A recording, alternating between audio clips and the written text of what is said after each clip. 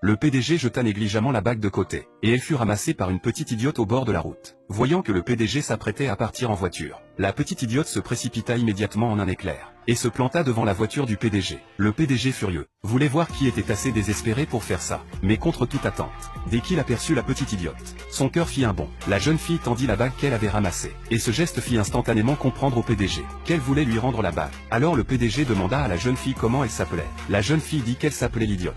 C'est comme ça que tout le monde l'appelait. Regardant l'air bonnet de la jeune fille, le PDG proposa de la raccompagner chez elle, mais la jeune fille pointa du doigt la décharge, disant que c'était là sa maison. À ce moment-là, l'assistant s'avança et informa le PDG que sa belle-mère allait encore lui arranger un mariage. En entendant cela, le PDG laissa échapper un rire froid. Sa belle-mère était vraiment déterminée à le forcer à se marier. Alors il prendrait les devants, et trouverait lui-même quelqu'un à épouser. Regardant la jeune fille sans abri à ses côtés, le PDG eut instantanément une idée en tête.